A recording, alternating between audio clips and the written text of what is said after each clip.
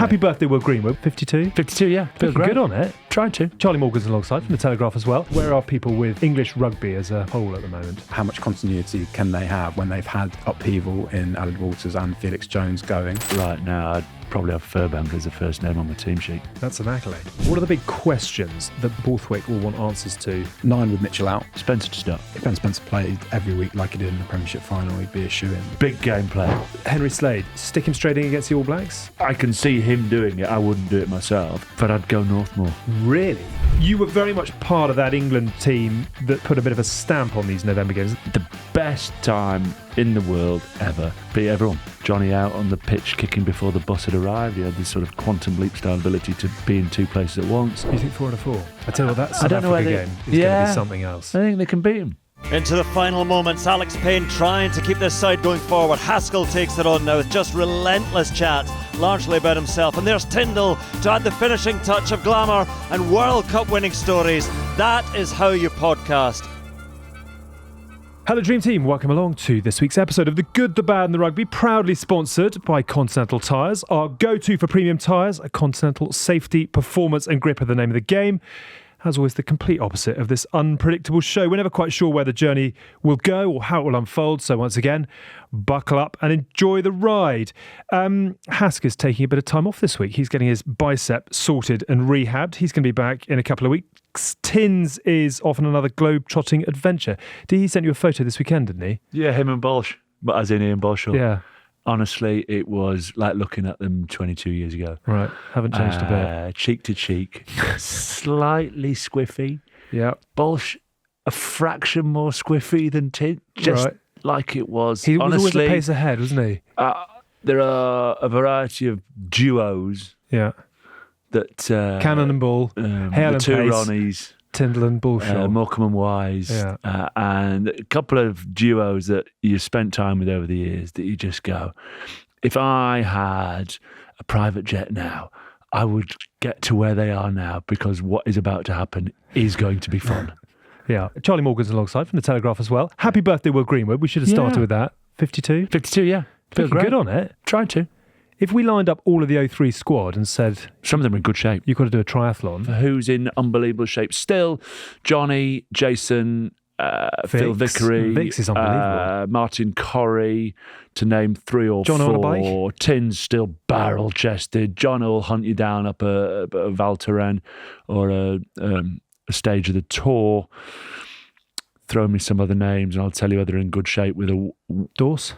Yeah, right. He looks after himself, but because of his ticker... Oh, yes, got to look after himself. was it right? limed? Is it because of his... He was poorly, wasn't Yeah, he? And vials so were he has limed. to... He's in, considering he's not allowed to get his heart rate above 120, Wow. he's looked after himself. He eats really well. Yeah. No point Bank- even asking about Neil Black. He'll be shredded. Good, and hair and teeth look good as Oh, well. has he done those, has he? Do the Bristol... Have I ever talked about the Bristol one? No. He left. He wasn't at training on a Friday. Said, "I'll meet you down there, lads." And he left training on Friday, sort of thinning. Turned up at Bristol the following day, had a full rug on his head. Siegfried and Roy style. and just classic Bucky style. What are you looking at? Like, well, you've got you've rethatched So Gareth overnight. Archer and Mark Regan straight at first ruck, bang, ripped it. So he's now flapping about in the wind. And so he got sin-binned on purpose so he could run in and get a scrum cap. And then finished, got man of the match, and didn't have his teeth in. He's lost 2 front teeth. So because of his hair and no front teeth, I think it's probably the only time someone's done a man of the match interview with scrum cap and gum shield still in order to protect his... he's obviously in great shape. Yeah, still the pit bull. Yeah, a lot of them are actually. Yeah. I don't know why, but that generation have probably just had enough sports science and enough knowledge to go, actually, I might just keep going. I think previous generations who didn't have a Dave Reddin or an Aled Walters or anything, didn't have those people before, probably just had a multi-gym, didn't they? And sort of when they stopped, they just sort of stopped. But our generation were the first generation of pro and probably just tweaking away in the background. Probably should try and look after myself a little bit. 03 crew, obviously still in good nick. If we was to line up the press pack on the start line of a triathlon, how many of them would make it? I was going to say there'd be some DNFs, wouldn't there? Yeah, quite a few, I think. DNSs, never mind DNS. Yeah, exactly. Yeah, where have they gone missing beforehand? Very nice to have you both in, and a very warm welcome. We are going to have a quick reflection on all things Gallagher Premiership, and then the thing I really want to do is get stuck into what it's going to look like for England this autumn, and we'll have a few reflections with you, Will, as well on games past.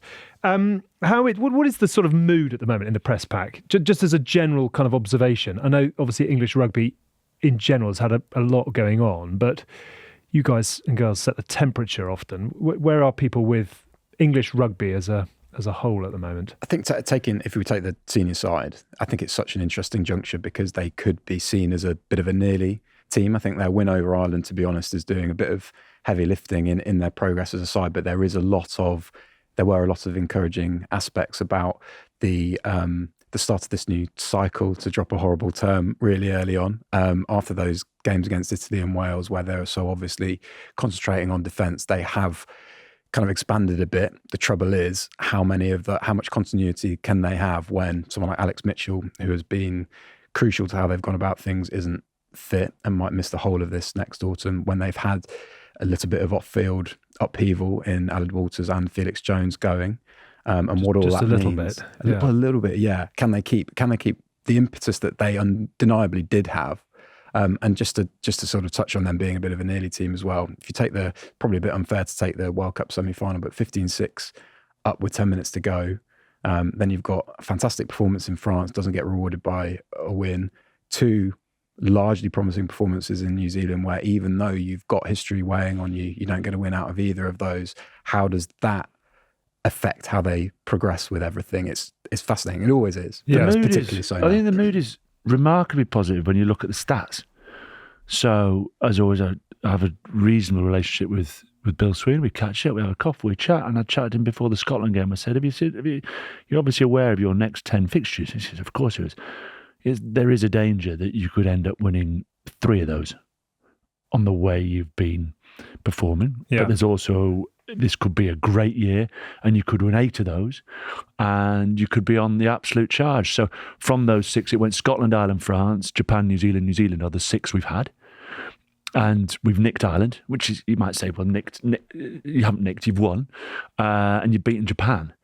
And the other 4, Scotland, France, New Zealand, you played really well in. Yeah. Maybe not so in the Scotland game, but certainly France, New Zealand, you would say there were 60-minute performances that were great. So there's 2 from 6. You've got to say in the autumn series, I know we're going to jump ahead to it, that 3 wins out of 4 is par.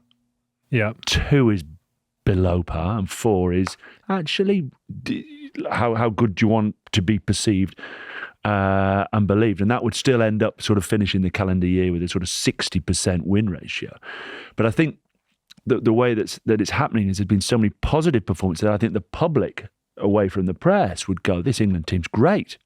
The stats might not, they feel like we're on the edge of something really big, and I think that's why these autumn games are huge for the public perception, not only to be backed up, but also the players feeling to start to think that every time they take the field, they feel they won't always win, but they'll feel like they'll win every game, and I think they're getting close to that, but they need some big games because they blew France. Yep. And they can say, brave performance. They blew France, and they definitely blew one in New Zealand. First or second? Which one? Which one of those 2 was the scratch bigger on? There was a deliberate stroke, very nearly deliberate knock-on from, I think, Mark Talea, which would have put them over a score ahead in Eden Park, and that surely would have been good game over. Yeah. But Bowden Barrett's almost the man of the series in that, having with 2 cameos and just wresting back all sort of control away from England, which would have really hurt England. And then I almost wonder whether you retrospectively look at New Zealand's uncertain rugby championship and wonder how that was an even bigger chance. I think. I'm super positive considering they've only won 2 of the last 6. Right. And if you'd said to me any time in the last 10 years, we've won 2 of our last 6, you'd be going, right, geez, needs change. The last thing we need now is change. I think that's sort of reflected in Steve's squad. But, but we're fickle supporters. we're fickle supporters, and we get turned over against the ABs on November 2nd, and you start to think, "Ooh, right, okay, how much?" You literally adjust in your seat as you say. Yeah, then it's 2 from 7. Yeah, and you start to go, I love the look of these lads, but it'd be nice to leave Twickenham have a positive autumn. Yeah. Let's come on to sort of, I suppose, what is to come, and just quickly take a step back at what has been. The start of the Gallagher Premiership this year, give us a mark out of 10. What are your kind of headlines overall? Headlines, so how about a mark out of 10 for quality? Has probably gone down a bit because of the amount of players going out of it, high-profile players going out of it. I think that the ceilings maybe come down a bit. So the best sides are still finding their feet, with the exception of Bristol, who look every bit as good and even more exciting even. I think the floor's come up, which is cool. So Newcastle nicking a win over Exeter, Gloucester. You haven't given us a mark. Yeah, go on then. He's writing his exam question before the conclusion. I agree, by the way. 6.5. 6.5. Quality, I'd go 5.5, 6. Yeah, excitement. Yeah, excitement. I think quite a lot. 2 And technically, you might go. I think you're getting some high-scoring games, and go. I think in entertainment, I think someone who's new at the sport is going, "This is an 8. This is fab." But I think there's a few sides adjusting, changing their defensive systems, which means actually at the moment they're getting something. I mean, some absolute horror shows defensively. And it means it's Kevin Keegan's Newcastle for a couple of teams. You score 1, we'll score, or you score 4, we'll score 5. So it's great that the attackers come back. But I do think, I think you're absolutely spot on to say the error count's been a bit high, the lack of consistency. I think we're still seeing the result of the fact that, and this may be a separate topic, that I don't think anyone's really worried about relegation. Yeah. And then on the back of that, it's great to mix and match teams a lot, but we're seeing a lot of changes week in, week out. There's the amount of games England players are allowed to play, so they're limited to the number of minutes that they're out on the field. And with that, that's just, I think, just putting a slight dampener on perhaps the absolute quality, but for entertainment-wise, I haven't missed a game. Loved most of them. Newcastle is still a tough watch. I mean, I know they won, but it's still tough a tough watch. To love. It's still a tough watch, but the rest have been great. Okay. Can I ask you then just about let's talk about some of the sort of the clubs specifically. Sarri's top of the league. You were talking about the ceiling coming down potentially with a lot of high-profile players moving overseas. The job that Mark McCaw has done in refreshing, rebooting and going again, how impressed are you with what Sarri's have put together so far? Big unsung hero in there. I'd say Rob Webber's come in as forwards coach. They bled a lot of scrum penalties in big games last season. They seem to have either not come under that pressure yet, or have fixed that. Alex Zofsky, to use the old cliche, like a new signing, given he smashed up his knee last season and wasn't around, and he is just he's a fantastic player, super tough, really resourceful, extra brain in attack, kicks his goals. Has been a nice man in that regard. But that's been it's a fact. I love these rebuilds, and I love these rebuilds from gun coaches because if you've achieved everything, what would be the cool thing to do next is to do it all again with a new group of players, I think, and that's why Exeter is interesting, and Saracens is interesting in the same way. Exeter having hit a hitch, obviously. Is it panic stations at Exeter? Is it just? I don't think he doesn't really do panic, does he? Yeah, he wouldn't know what the word meant. I think he's sort of serenely moves along. I think there'll be an element of frustration. I still think he's fabulous when they go to him on the in-match interviews. He probably tells you what they're doing wrong and what he'd like to do right. So him and Ali Heifer have got plenty of reserves in the bank, having sort of won European Cups and delivered glory down there. So why are they crunching the gears? Really, so I think what happened 2 or 3 years ago, I can't remember at the time, they changed the law that if you got held up, it was a scrum. Oh, yeah. And they were the masters of 10 yards out, just give them 7 points. And suddenly that changed, and so that made it harder for them to sort of, I hope the words are, throttle a game and take it away from people. I think they haven't quite gone and replaced the halfbacks. I'm never quite sure about the authority that their halfbacks have. And then on the back of that, there are still some young lads coming through. You've got to remember that We know Feo Boso is a superstar, but he's still a kid. He was playing at Taunton, 18 months ago. I think Josh Hodge is an absolute Rolls Royce of a car, but makes...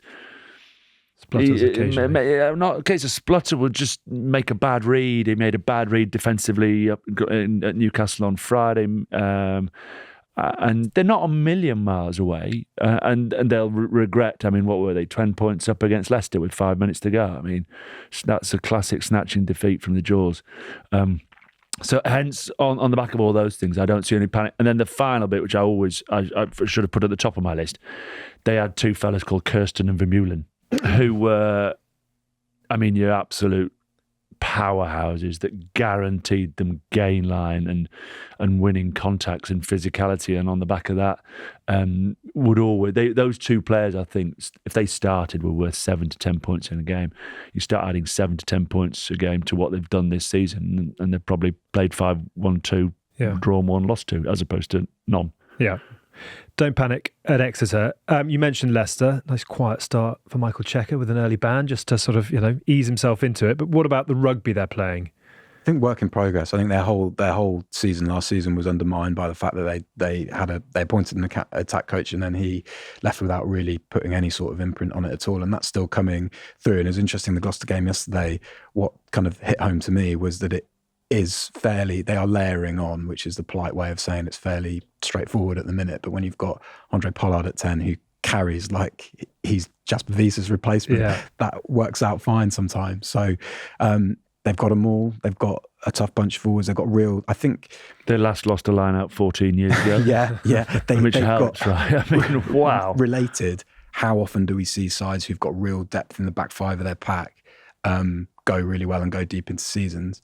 And conversely, when there are injury clusters in that position, that's when teams really struggle. And Leicester are stacked there. And the reason they brought Hewitt in, I know they've got the Australian centre Izzy Parisi's missing.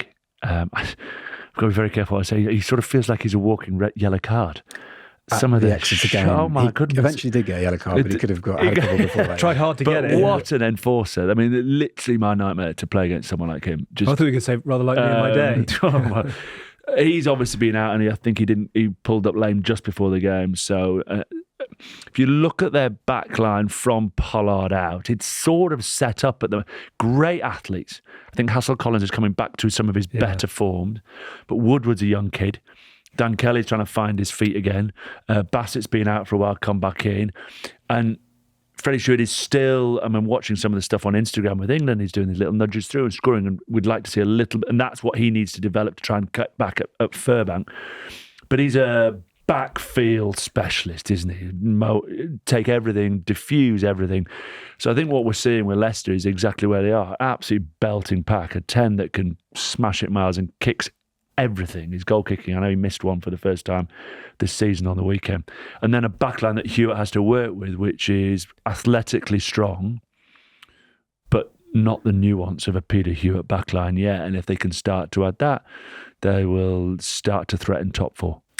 The first game at Sandy Park was a great example of sort of those trajectories. Yeah. So Leicester lose that under Dan McKellar, and Exeter win it last season, and it went the other way this season. Yeah. And when you're losing a couple of those tight games as Exeter have, because of 10-team league, 18 regular season fixtures, you're in a crisis real quick. Yeah. There's a lot of jostling going on, which leads us on to Quins, talking of nuanced backlines. Yeah. Thoughts? Outstanding against Sarries. Just, why do they lose against Bath? Probably, I mean, I'm not going to say it's Finn Russell, but the 9-10 Spencer Russell, they are a huge pack now. Who went off Barbary and Katsia came on about 25 carries like Cracknell does for Leicester. And the Lawrence impact in the midfield, you're wanting someone to just have authority and ownership, and the game can go, what were they, 14-0 down? And 2 or 3 years ago, Bath, you talk about Leicester losing the games with Dan McKellar. 2 or 3 years ago, they lose that game, but they've got the power and the authority to come back. And that Russell impact, that I think they're, will they go one better than last year? They'll certainly make top four. They can't fail to with the size of the front eight that they've got. Quins, Porter's going great. Marcus is on top form. Again, they've had a sort of lot of change between 11 and 15. Murley, if he keeps playing, I mean, that tap tackle he put in on de Glanville was outstanding. So I think he can force his way back into the England reckoning. It was the first game back for Green. At fullback, they've played Cassius Cleves, who came in and then ripped his hamstring. The midfield, Northmore's fit, then he's not fit. He's back fit again, which is great. They've lost that power of Esther Hazen. So again, it's 5 games in, you get what you get from Quins. They're absolutely brilliant.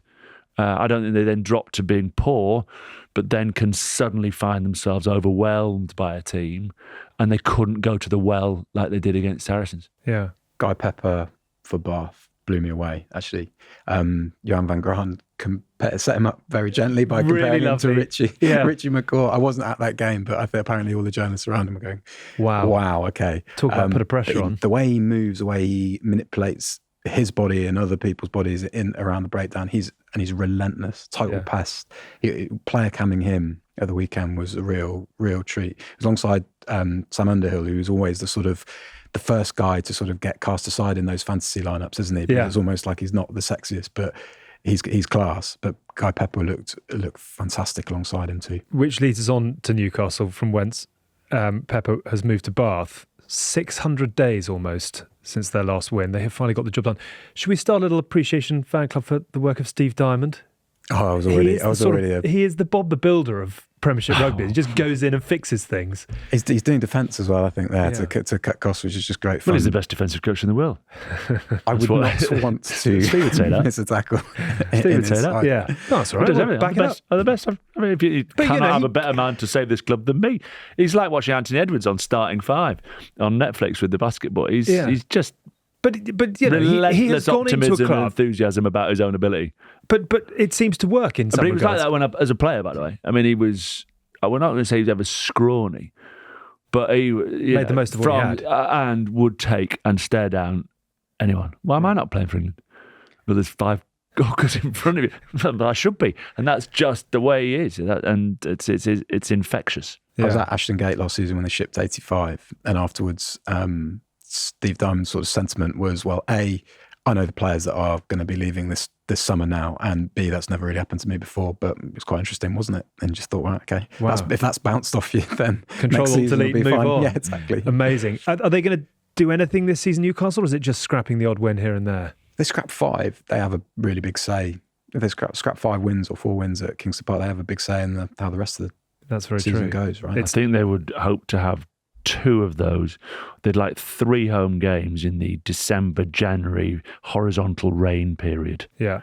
And drag people up there on a sell out club. Who do they want on a Friday night is what they're absolutely after. They've got some, I think Gordon leads a tackle count. Chick never takes a backward step. You got to like Arnold in the midfield. It's like, I'm going to come and smack. I mean, they lost a line out 5 yards from Exeter's line. It was bobbled. And Skinner, the fly half, sort of pepped it up and thought probably what would normally happen is there's a loose ball that's gone over the tail of the line out. I'm only 5 yards away. They're at least 10 away. I've probably got time to turn, whack this, clear. His fingers haven't touched the ball. And Arnold absolutely rinsed him. Knock on, ball down, try, bang. And he's just that midfield influence. Ethan's not missed a kick, or doesn't miss Ethan Grayson, so comes in and gives you that consistency. Like you always wanted Andy Good in your team if you're a relegated side, because if you got a penalty, it counted for 3. And to understand, I think, how they're playing, but I feel actually Blamere's unfortunate not to be in the England squad. Yeah. To understand how they're playing, I think Combs said that Radwan had touched the ball 4 times in 3 games. I mean, I'm exaggerating to make the story, but that's how they're playing. A lot of kick chase, and a pack that's got a big Argentine, and is it Rubiolo in there, and Brocklebank and Blamire, and that's how Steve will set them up to be confrontational. You coach teams in your own sort of mirror image, don't you? Well done, the Falcons, on their win. Last but not least, just on the Premiership whip round, Saints. Sort of a really tough opener against Bath, but since then the building blocks are going gently back into place again? They looked very good at the weekend, didn't they? Particularly in the first half hour. Back five forwards, they've lost Alex Moon, Courtney Laws, Lewis Ludlam. That was always going to take a bit of a while. I really like how the amount of sass Finn Smith kind of shows in interviews. It's quite a lot of fun. I think after they won the second game against Quins, so last week we've been written off because we haven't got Courtney anymore. I think it's going to be a journey for them. They're going to lose a few more along the way, and it will be a hell of an achievement for them to back up. Just because other sides like Bath have strengthened, whereas Saints have so obviously had to sort of rebuild a bit. If you don't turn up defensively for them, the backline will pull you apart. The challenge will be when some of the bigger guys who've reinforced and gone hard again, and suddenly you're trying to play. I'm not suggesting that Sam Vesey won't find a way in this battle and won't find a way to still find an edge or a soft shoulder. But Sale were woeful on Friday night, and it was offered it up perfectly. They ran a 12-13 tip, and someone walked in. Freeman sort of walked in under the sticks, and the other were just really, really soft tries. But if you don't, but that's what they can do to you because they're confident. They're working transition. They've got some bulk in the back line, but they're just a really clever football team. The old adage in your day was strong Leicester, strong England, and I suppose in the last 10 years, it's been strong Sarries, strong England. Are we seeing a Northampton side begin to take on that mantle? Would you still leave it with Sarries? Is it sort of can split it up, can't you? Backline, strong Saints backline, loads of really intuitive players, and I think Borthwick will load that up. Saints plus Faye were both so almost, and then your forwards are probably still probably Saracens and Leicester, aren't you? Do you drink to that? Yeah, look, I mean it's all about power, right? But right now, I'd probably have Furbank as the first name on my team sheet for England. That's an accolade. When they missed, and they would have won the second test had Furbank played in New Zealand.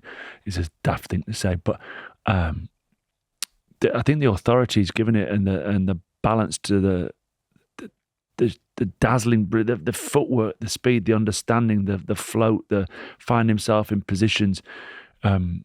He's the sort of player who can just find himself in the right place, right time, have a little nod and a wink to whoever's playing 10 and go out the back, sit on the out the back player and double up and double stack it and float round. Great wheels, tough. Clearly, there's this England squad is full of great players, but the one I am most excited to see, him at home in good form with a team who are going to play more, is set up for it to be a Furbank autumn. Now for a message brought to you by American Express. We all know how tricky it can be to find the right work-life balance.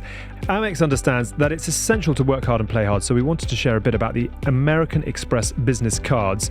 With an Amex business card, you can earn points on your business transactions and then use those points to switch off and enjoy some downtime. For instance, you can earn points on everyday office purchases like furniture, a new laptop, or even your team days out, and then use those points to help you unwind and recharge. Whether it's a brand new set of DJ decks for Hask, or some shiny new golf clubs for Tins, or even booking that once-in-a-lifetime trip to watch the Lions on tour in Australia, the American Express business cards can help you achieve that perfect balance in life. For more information, search Amex Business Card. Terms and annual fees apply. 18 plus, subject to status.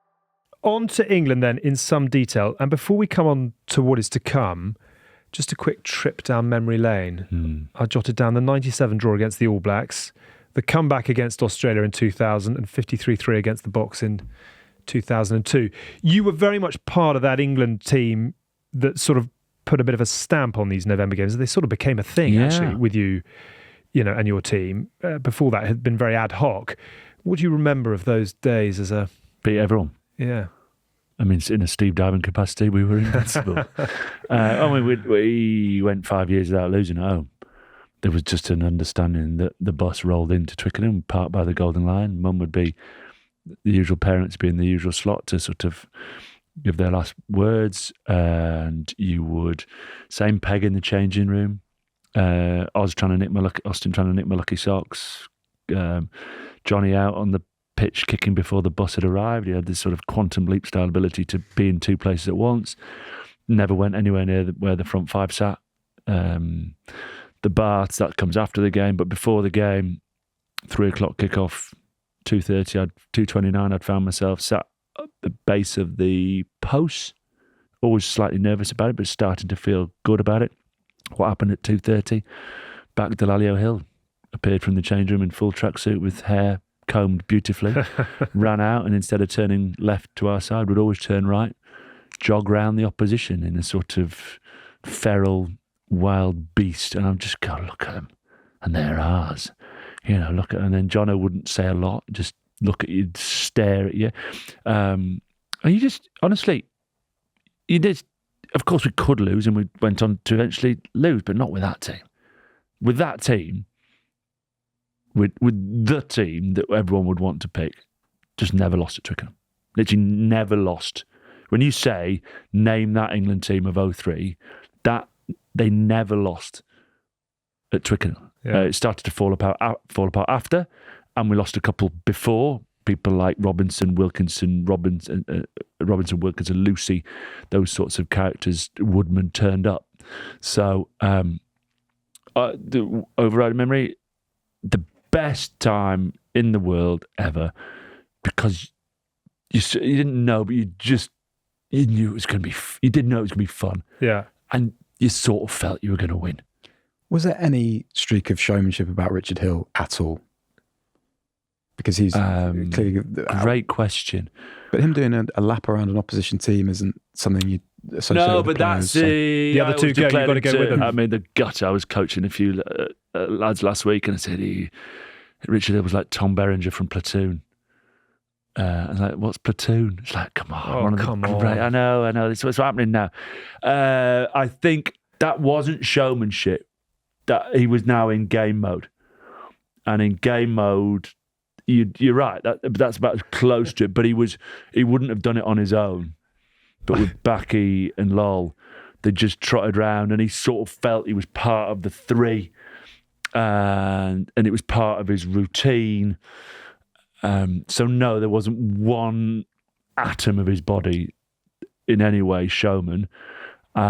But I don't think that was. I think that was. This is what we're at work now. And what we do is we intimidate, we physically hurt, we inflict collateral damage, and when it becomes loose, we rip them apart. And special group to be involved in. If you were to pick one of those games back in the day that fired that team, was it 97? Do you know why 97 was awesome? I hope I'm right. Marshall Merton's little what Bunce was definitely playing. Jeremiah came in for the Old Trafford game. Maybe little. I think it was little. Yeah. Bunce little, and then come on, Wilson. it should just roll off the tongue. Wilson, Long McCullin. yeah, and to be a skinny kid from Blackburn, just running around going. And my biggest frustration is I should have scored. You should have done. And I passed it. Hilda scored And off the back 2 of it. years later, I'd never have passed it. It was one man to beat. It was only Justin. It was Justin Marsh who put in a good shot and stopped me. But I still have a 6'5", could have reached and scored, and thought, oh no, better make if sure. you had, I find if it Gave cropped it to up De the other day. Glanville. No, it was meant for De Glanville, and Richard Richard Hill scored. I watched that the other day. Funny, I don't know where it cropped up, and I thought exactly the same thing, which is I'm amazed you didn't go for it. Yeah. And what a try. I just run past Cullen and I thought I thought he was hailing a taxi. But what a try on the CV that would have been as well. Yeah. You went from halfway. I know, yeah. Anyway. If buts and maybes. Yeah. Richard Hill on hand. But our view was, we celebrated a draw. Yeah. So to understand how far you go as a team, to be, I think we were 21 or 20 points to 6 up. Yeah. They came back, took the lead, and then Grace banged 3 over late on to draw it. And the mindset then was unbelievable in the changing room afterwards. What an amazing achievement! What an epic day to get a draw at home. No, we're frustrated didn't win at Eden Park. Who scored the best try of the day? Oh, Richie. Yeah, lost about 8 teeth, didn't he? Though Cromfeld and someone else, Cromfeld and Bunce did him in the days when you didn't get penalised for having a cheap shot on the bloke scoring the try. Yeah. Do you remember this, or is this pre your time? No, I remember that very collision. Yeah. But you still get away with those, don't you? There was Josh Kemeny on Freddie Stewart in the East Midlands Derby was a naughty one that didn't get picked up. Yeah. That's just about the last place you can get away with it. Yeah. in the act of scoring. They were great days. What sort of days are we going to get this November? It's interesting, you talking about celebrating the draw and what an achievement, and Twickenham certainly rocked that day. All Blacks up first. You've said 3 out of 4 is a minimum. I think they should win 4. Right. Where are the press pack? What is par for I England? speak for myself. I reckon three they'd. I think that's slightly. I don't above think they'd par. take it. I know were you about to say 3? I reckon they'd take. If you offered Borthwick and Jamie George now, I think you sat them down here and said, "Okay, no one's listening. What would you aim for?" I think they'd be gutted with 2. Yeah, I think 3. It's at the back end of this really tricky sequence that you're talking about. Yeah. But I think that what they have not got in their favour, which they did have in the summer, is that New Zealand have got this game against Japan and are on the back of the Rugby Championship, and they're coming in a little bit cold again. Yeah, they're playing Japan. Yeah, so it's England's turn to be a little bit cold for that first game and maybe have to pare things down. Yeah, a little bit. So here's a question, which is there is a genuinely positive mood around the way that England are playing at the moment, but they are not getting the results. It feels like that is beginning to change. It's becoming a results game much more so. In terms of timing of the run to the World Cup, and I know it's a long way out, but you don't necessarily want to be the leading team going into World Cup, and Ireland have had that a couple of times now. I think we're getting ahead of ourselves. Okay. To say we're the leading team going into the World Cup. I'm not saying that for a moment. We've lost 4 of our last 6. So I'm definitely not saying that, but my point is... Sounded like you were. No, I haven't really got the question nailed, but my point is, at what point do you want to be the front runner going into a World Cup? And therefore, how much longer can we still celebrate performance over results? If England win 6-3, 4 games 6-3 this autumn, would you take that over 3 wins, but it's 38-35 and then a 3-point loss to South Africa? It's not answering the question, but it's sort of a unique way that England are building up to it, because they've got these pillars, i.e. at tight head prop, and with Dan Cole and Joe Marler probably unfairly personify it, is that it's a kind of evolution rather than a new cycle, new start. Yeah, we're going to be pretty skiddy for a start, and then we're going to slowly build up, and then in 4 years' time we're going to be fine. That to me suggests that there are areas that really do need to get a lot better by the next World Cup. Unfortunately, they've got these under-20 world champions who are coming through, who I didn't mention as a really exciting kind of facet to the Premiership season. But they are slowly sort of building in a way that means, because it's not a revolution, the results become a little bit more important to me. Right. So maybe you're right. Maybe it is 4 is the way that they maintain this impetus from here. So what are the big questions, parking results and performance, what are the big questions that Borthwick will want answers to this November? 9 with Mitchell out. Yep. And therefore, who would you go with? Van Portfleet, Spencer? It's so open. He has said, I think, on record that he knows who his first choice is, which leads me to think that it's Jack Van Portfleet, because that is the most familiar he is, and he was a front runner before Mitchell went from 4th choice to first choice. But that just goes to show how quickly it can change. If he wants to go with the really zippy phase play that has really engaged fans, I think Harry Randall's your guy. I think if you want to put faith in somebody that's been really good domestically for a while, as he did to really good effect with Earl and Marchant, those 2 guys hadn't established themselves in England before the last World Cup, and then they went really well. Ben Spencer, if Ben Spencer played every week like he did in the Premiership final, he'd be a shoo-in. He's kicks off both feet. Yeah, Spencer to start. Yeah, not enough in Van Portfleet's locker just yet, and performed okay. I still think they'll view Harry Randall as a number 21 at best, and they might go 6 forwards, 2 backs, in which case he'd be 22. Yeah. I think the guy who's been consistently outstanding is Spencer. I'm genuinely unsure as to why he's had so few caps. Can you put it? I mean, unsure why, but can you? Yeah, no, I don't know. I don't know. No one's ever said. Is it a sort of a vocal thing? Is it a cameos haven't gone well, but that is a really tough way to cast someone aside, isn't it? Yeah, because you're coming in. I mean, what sticks in my mind is the really long setups for the box kicks at Murrayfield, and then not really as a first test. When Mitchell, what tells you everything you need to know is that Mitchell didn't come off in the second test in New Zealand, because that was England's ticket to breaking down the All Blacks was just how pivotal he is and how important his pace around the fringes is. Which I believe Spencer can do as well. He can play that style. He does play that style. I think his kicking game is outstanding, and therefore a little bit like saying Dan Cole can only scrummage. He does. He amazingly, he's sort of reinvigorated himself like Benjamin Button. He now does a little more. But Spencer can really play. Yeah. I honestly, he's probably top of my list over the past 3 or 4 years of how has he not played more times for England. And I understand. Remember, Steve didn't even pick Mitchell for the World Cup. He only went because of he didn't want him in he wasn't one of his best 3 scrum halves. It was because Jack did his ankle against Wales in July of 23. Sport and sliding doors moments. Extraordinary. You mentioned Dan Cole. Is tight head an area of concern, or do we just keep going with Dan Cole and Will Stewart? The only player whose caps are down here, Will Stewart, which is a surprise that he's got that many. I think that 42, 42, which I wouldn't. So I've read a couple of times that Will Stewart has to now make his move from sort of. Why are you laughing? You know what I'm saying? Though? He's got to go from. So I'm back on the Netflix thing with the Minnesota Timberwolves, and they're saying, "Oh, haven't you got to lose? Haven't you got to lose before you can win the NBA?" And they're like, "Well, we lost last year." It's like with Will Stewart. How many? I think he looks in unbelievable shape. What he does is I know you've got to nail down your basics. I get it, which he does. He can handle. He can play. He's had a couple of little blips in every time, but everyone makes an error. But when he makes an error, it's like, oh, let's go back to safety blanket. I don't think England should be in any way worried about Will Stewart as a tight head prop at Test match level. I think he's a gun player. He was excellent in the loose in New Zealand, but it's those things where it's.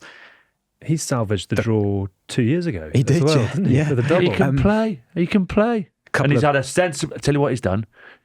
To take away what he's done, he's had a sensible haircut at tight head prop, because before people didn't like that. You don't like it? Waiting for a tight head with a moulet makes an error. He's not focused on his game, is what people will say. God. Dan Cole and Trevor Davison aren't dabbling in moulets. No.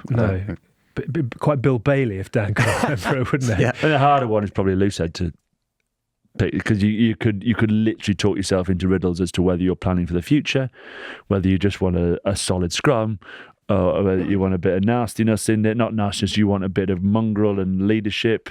Marler's playing against South Africa though, isn't he? Almost. Yeah. Look, I mean, I think with 4 games, I think with those 3, you'd expect probably everyone, maybe not everyone to get a start, but all 3 to feature in the autumn. Quick question on the under-20s. At what point do you think they start beginning to be bled into this setup? Because actually, interesting you mentioned Bill Sweeney. He has said that the generations coming through underneath the team that's just won the Junior World Championship are getting even better. He's very, very excited about the next 3-4 years of young players coming through in English rugby. So what's solidifying the pathway of these A fixtures coming back? So they're playing Australia in November. I would expect at least one, if not both, of Afolabi for Sogbon and Asher Poku-Vajor to play in both of them. So Asher Poku-Vajor was loose heads for the under-20s with Sogbon on the other side, and they were formidable. Yeah. Poku-Vajor moves back to tight head for Sale and has looked excellent. Really solid. It was him against Finn Baxter in the first round of the Premiership season on a super wet surface. And it was just great. It was genuinely captivating watching these 2 guys, these really young guys go up Scribble down an A team right here. I had a Poku-Vajor at loose head, Blamir at 2, for Sogbon at 3, going to the second row, Arthur Clark at Gloucester, stick Ted Hill up in the second rows, another one that's so unlucky not to be in this squad at all. And then you have a back row of Pearson, Kenningham and Harding. My God, I've not even included Pepper in that list, and you go, wow, that's decent. I think that the danger always with under-20s is, are they...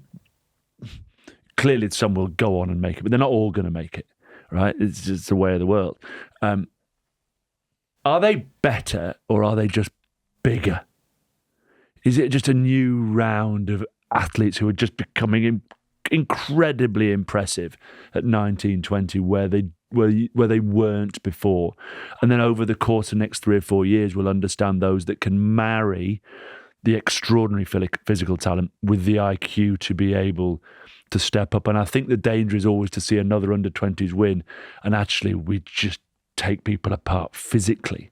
And that's the challenge. I'm not trying to put a dampener on it. What I'm saying is, I think often people are attracted to the sheer physical level of what's coming through as a 19, and can imagine what if he's not going to keep exponentially growing like that. Those that then marry the smarts to the strength, make the push. Luck as well with club depth charts and in injuries, and you've always got sort of the not the under-20s that have just graduated, but this season Nathan Jabulu, I think, was either 2 or 1 or 2 years above. That's the Quins lad. Quins lad, Cassius Cleves, I think he either in the same side or close to, and they're just coming through because their opportunities have come after time on loan at London Scottish. So there's got to be a bit of patience, but Henry Pollock has another year at 20s, and these were the questions that people were asking. Can he physically, what's he going to look like at senior level? He's banging people. He's carrying. He went well phenomenally at the weekend, actually, didn't he? He's at 8. They've chucked him in at 8 because they recognise a guy who's just that explosive.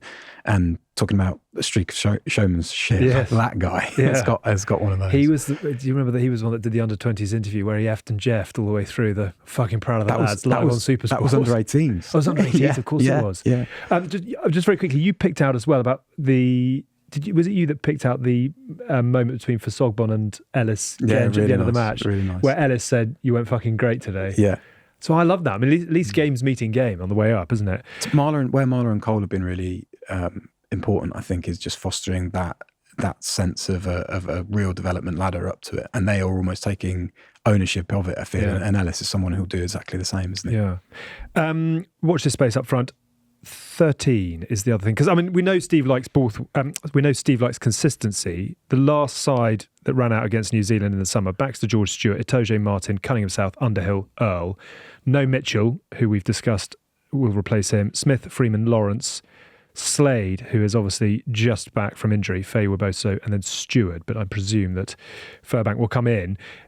Henry Slade, stick him straight in against the All Blacks, or is that too big an ask off the back of a shoulder injury? You've done a few of those.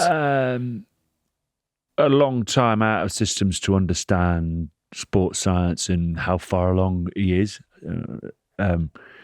My view would be... Can you show enough in training to say, yes, you're good to go? Some coaches will go with that. I know someone like a Gatlin has never been afraid to pick or I'm going mad, I've forgotten how Eddie Jones, again, players that they've watched in training and thought, no, they go straight in. Am I old and dull and conservative and go, what, you just want to turn up and play the All Blacks, having not played since the All June? Blacks, yeah. June, is it? Yeah. Or July? July. So what's that mean? My quick math says that's 4 months, right? Yeah. 4 months without a game and straight in. Look, if he, I can see him doing it. I wouldn't do it myself. I think the opportunity now. I've been such a big Lazowski fan, but I'd go Northmore. Really? I would, yeah. I've trumpet, and Lazowski's another Ben Spencer, just big game player. Don't understand why he hasn't got more. Do you remember him against Leinster? I think 2019 Champions Cup final. The Irish guys that watched that came away going, how's he not playing? How's that guy not got 50 Yeah, caps? it was bad 30 minutes against Japan, and that's it. Done, remember? He was part of him, Danny Kerr, and a couple of others. Yeah. And he's back. I think he's fab. I got a lot of time for Luke Northmore. And if you're sticking him in the middle, you got Smith, you got Smith at 10 playing with him. You got Lawrence at 13, who's just owning it at the moment. And play them in that combination there. That would be extremely harsh on a really good kid, Lazowski. But I would go, let's see Northmore's finally fit. If Slade's not available now, when are you going to pick him? Because Slade will always play. Then now is the time to find out, is Northmore as good as we think he could be? Going up against the All Blacks will answer that quite quickly. The other alternative is you put Freeman to 13 and you go Faye Weboso and Ollie Slightholme. or another on. Oh, on I tell you one of the what, other I was chatting. Ronan O'Gara at La Rochelle is picking Teddy Thomas at 13. Banged 2 against Bordeaux. But at the top of the league, scored 2 yesterday. I said, well, were you picking Teddy at 30? He's going to open him, yeah. It is a move a few people Rico made. was the one. Rico's probably the most recent one who's owned it, who's gone. There'll be some others. Like times it didn't work. 99 World Cup, stick Cullen at 13. Yeah. So 2003 World Cup, they did it again, didn't they, the All Blacks? There's McDonald. Did they play McDonald at 13? So there's this assumption, stick him. I mean, I'm slightly defensive. I get it. Freeman's a good player. And by the way, he's not just a winger. He's been playing 13 a long time. So it's an easier transition to do. What I like about him on the wing, though, is his kick chase, his aerial authority. And he's another fullback. So with that, I keep him on the wing, and I'm slightly more protective of going... Play bang up 12 and 13 this autumn, and Freeman's doing just fine on the wing. Have they fudged it a bit with the Lawrence-Slade partnership in that they've always had Slade attacking at 12 I love defending that. at 13? So genuine, not I hope this isn't passive-aggressive. Why is that fudging it? Because of the shirt numbers being the opposite way around. Am I overthinking it? Yeah. So I go as far as to say, I mean, it's not really. If you're running a move and someone's right hand pass is slightly better than their left hand pass, and it's a 9-12 out the back, bang, fizz, then just swap over. Why wouldn't you? I mean, people might read it and go, "Oh, he swapped it over," in which case, play the old, let them overread it and slide him through the hole. So I think the worry about shirt numbers is a worry about shirt numbers that has absolutely no relevance, and allow people, if one can't pass and one can't tackle, then make sure one does all the tackling and one does all the passing. But Slade has Was there just ever been a centre combination? That never heard no, it. I wouldn't know what you're talking about. But Slade has just been so important in that 13 leading the line, because he's the same way that Exeter defend. That's the issue, is that with him not being another there, one that Steve didn't take to the World Cup, right? Yeah, straight back in as a defensive general. Yeah, which leads us on to Felix Jones obviously leaving and Joe El-Abd coming in in a sort of hybrid role until the end of the season.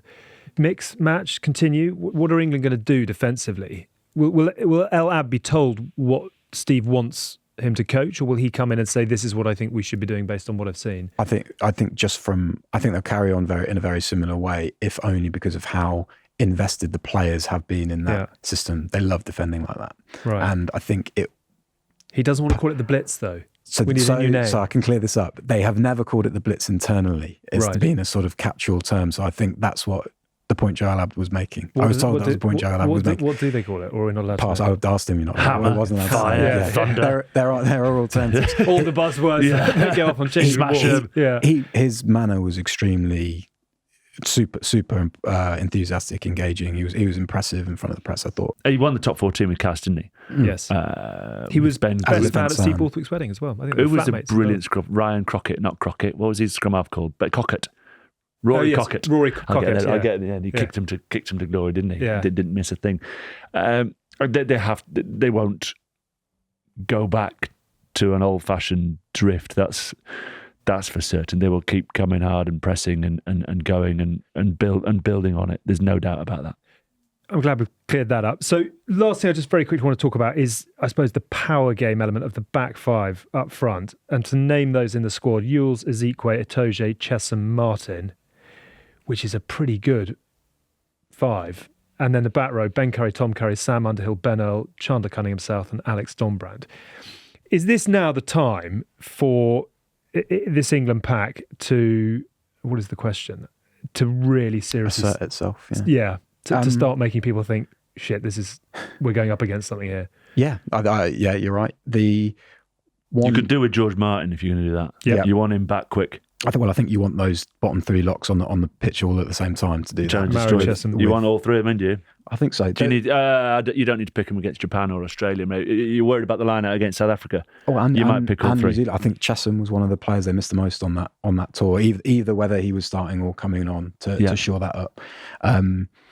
The one player. This was a sort of almost refreshingly boring squad in that it was continuity and cohesion and things like that. And you've got people sort of overlooking the fact that Chandler Cunningham South hasn't played 50 Premiership games. He's still a sort of bolter finding his feet.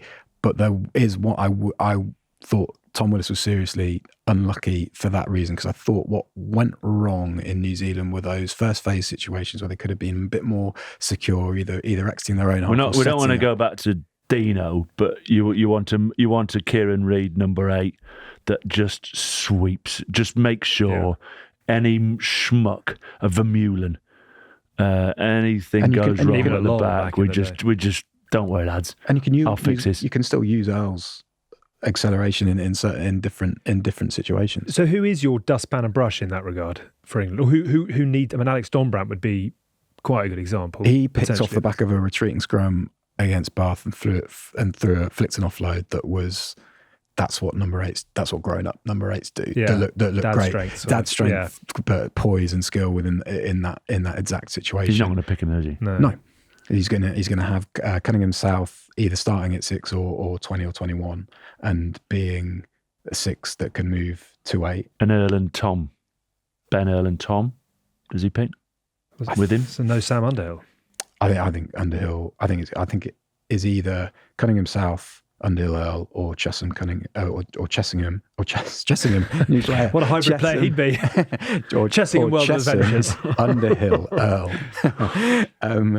I think you go back to what I said right at the beginning, was that there's a lot of stock being placed in that Ireland game and that Ireland performance, and Chesham was 6 that week and 6 next week against France. Yeah. And I think when he came off, England were leading. I might be wrong. I think England were leading 24-16 in Lyon.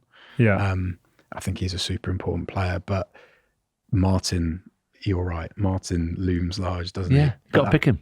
He's another straight in. Just melts everything. When did he not last play? I'm worried that I'm contradicting myself about Henry Slade. He's had a couple of games. But he's played the season, hasn't he? Yeah. Thought so. Calf. Are we quite excited about this November?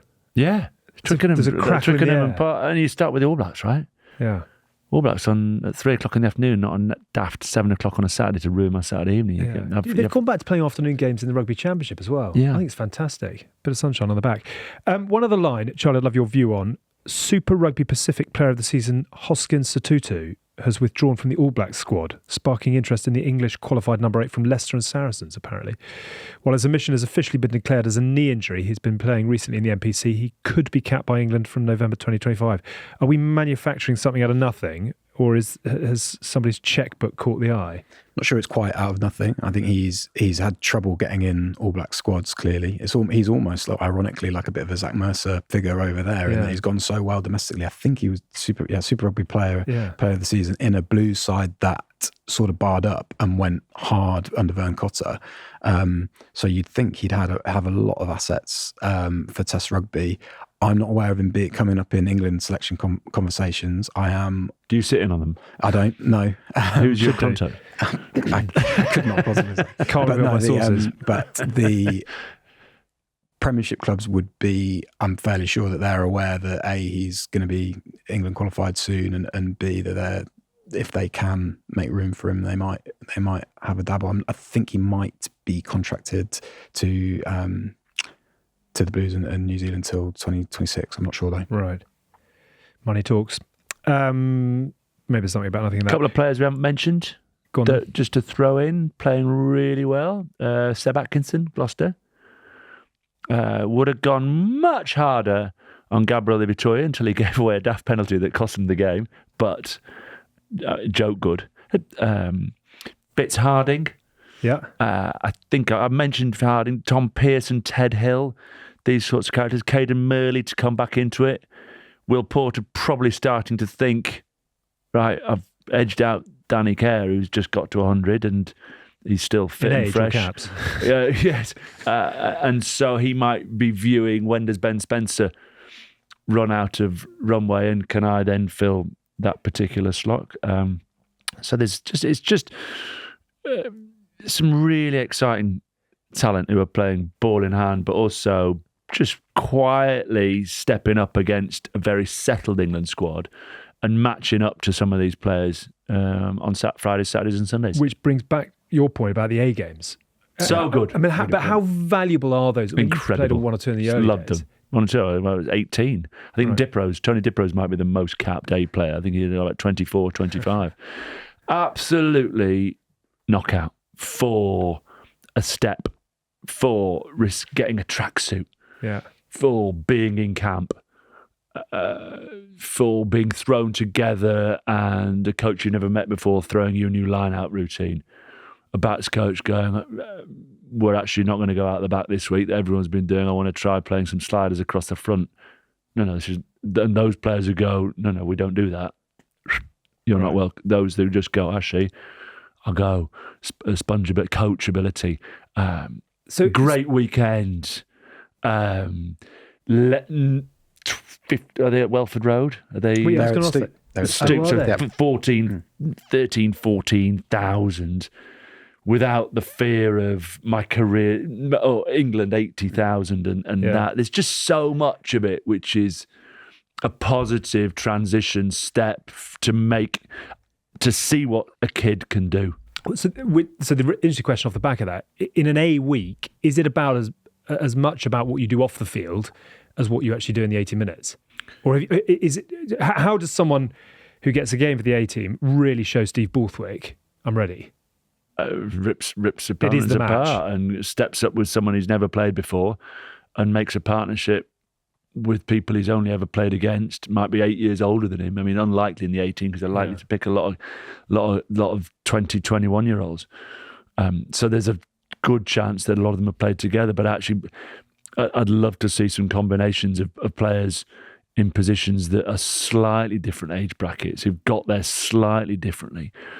And you throw them together, and I think you learn a lot about players who can cope and react to that, as opposed to those that I've played with him ever since we was 14. We've been in the academy and lived together. Those obviously positive, but I couldn't be a bigger fan of A-team rugby, having played in it, to say what it does to you as a player to get you ready to step up. Last year's game was against Portugal, but it was effectively Portugal A because a lot of their players have played in the second division of France and they didn't release the players. So that was a huge disappointment relative to what it could and should have been, given how Portugal had gone. But one name intrigues me. So Max Jomo played 12 that day and bossed everything. What you're talking about, playing with unfamiliar players, he clearly took that on and did fantastically at first receiver, a bit of kicking game about him. He has been, even when he's not been fit for Bath, he's been in the small print of squads, sort of not considered for selection. He's in this one here, so not considered for the selection, Max Jomo. So that performance, I think, has shot him up the ladder as a potential 12. It's nothing but an asterisk, but is it quite nice for a player to be named as not in consideration when you talk about Alex Coles, Joe Thokinasinger, Fraser Dingwall, Alex Mitchell, Will Muir, Max? Yeah, because hopefully you get one of those EPC, what they call contracts called EPS contracts. But is that and George Ford was the other one who's on rehab? Yeah, because is that an effort to make you part of something? And you're in I'm in rehab. I'm going to keep working hard. I'm still in the thought. Absolutely, yeah.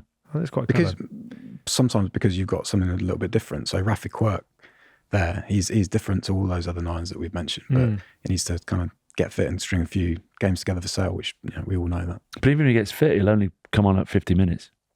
That was enough, wasn't it? He scored because Steve Diamond's going to... sorry for South Africa, but I'm talking at Sale. Because even when he's been fit, Diamond won't pick... not Diamond, Sanderson has gone with his gutters.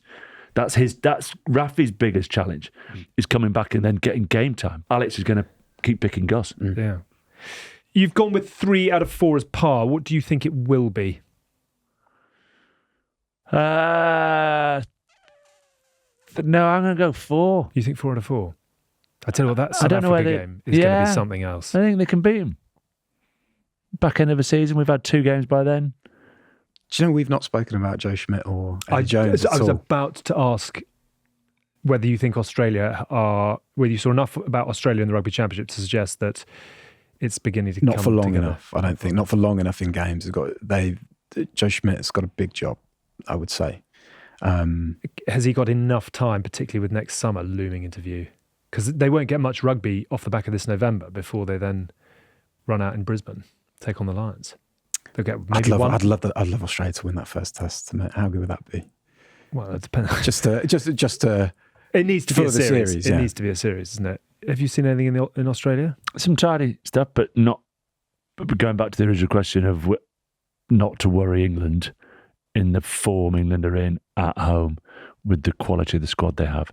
Yes, Australia are improving as a team, but not to knock England over at Twickenham. And Eddie Jones to get a warm welcome at Twickenham. He was, that first 10, 20 minutes of Japan's performance against England this summer was lights out. And it was almost as though, we've seen those performances from England, but England didn't quite break. And if England had broken, that game would have been a lot different. So he's going to have something up his sleeve, and I can't wait. Oh, man. Thank you, gents. That was more rugby than I think we've done in about 2.5 seasons. It was very enjoyable and something new and novel for our listeners. I hope you've enjoyed it. Let's quickly whip you through the final bits of housekeeping. Blackeye Gin is an award-winning gin that combines botanicals from each of the leading rugby nations with a core mission to support the future of our game. £1.50 from each bottle sold funds 3 key categories: research, risk and recovery for past and present rugby players. The plan is for Blackeye to become one of the biggest donators to rugby-related causes within 5 years. We would love your help by swapping a beer for a gin and tonic to help the game you love. Available from Amazon, Ocado and Master of Malt, with more listings to be announced soon. So do check that out if you haven't already. Christmas around the corner. Grab your bottle now. Join us on Thursday, December the 5th at Allianz Stadium to celebrate England rugby legend, the one and only Jonny May. The evening is hosted by the whole Good Bad Rugby team. The evening features a gourmet 3-course meal by 2 Michelin star chef Tom Kerridge, all-inclusive drinks and rugby legends sharing stories from Jonny's incredible career and some fairly bizarre moments as well. Live and silent auctions supporting 4Ed and the Blackeye Gin Fund, and it promises to be an unforgettable night. Tickets are limited. Secure yours now at allianzstadiumtwickenham.com. That's your team doing that, isn't it? Our legend? Yes. How's that going? I was going to say, I think it's all up, but then I saw Good Bad Rugby and thought, you lads don't do events, do you? We don't do events, but we are helping Jonny out on the night. I think you're doing the actual thing. Yeah, we are, yeah. Get in touch with our legend for any... if you've got kids in like holidays and you want to play cricket in St Lucia with Graham Swan, or you want to play rugby in Sardinia with me, Austin and Martin Johnson, or you want to play hockey with Kate and Helen Richardson Walsh, or you want to play netball with Pamela Cookie or Tamsin Greenaway, on those sorts of things, you've got to come skiing with me and Oz, or if you've just got an event that your corporation or company needs to put on, then drop me a line at claire@ourlegend.com and I will do my best to make sure we deliver the best event you've ever done. Dad's five-a-side football in St Lucia is how competitive. The five-a-side football in Sardinia. Sardinia, that's what I meant. Oh my Lord, Jono! Some one poor dad against us didn't really went home on a stretcher. It didn't end well. Right, sort of Franz Beckenbauer plus. Didn't end well. The tackle started just below the groin. Right, and finished in his teeth. Yeah. Once a Jono, always a Jono. Lock-in is out as always, $3.99 for that, for those of you who like more stories from behind the scenes at GBR. And last but not least, our brand new book, The Good, The Bad and The Rugby Unleashed, is hitting the shelves this Thursday. You can pre-order your copy now from Amazon and all your favourite bookstores. But if you're looking for something a little bit extra special, we've got you cocovered with signed copies. Can you give me at WH Smith? No, I'm not giving you anything. No, give me a 15-second review. Précis. 15-second précis is that the book starts with each of us having a story per page, and by the end Hask's stories are 15 pages and Tins and I just doing a line here and there, which is much like this show. It is quite good fun apparently, so if you fancy reading that, do check it out. It's also available as an audio book. Tins I think took 3.5 days to record his and most of it's heavy breathing, but there are some entertaining anecdotes in amongst all of that. That is available, as I said, wherever you do your books. Thank you, Will, and thank you, Charlie. Really enjoyable. That is it for this week's The Good, The Bad and The Rugby in partnership with Continental Tyres, our go-to for premium tyres, whether on the rugby field or on the road.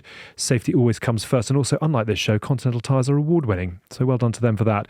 Don't forget to subscribe, leave us a review and follow us on social media for the latest rugby updates. We're a folding pocket production, stats and facts provided by Oval Insights, and this episode, well done to him, was produced by Tom Edwards. See you next week.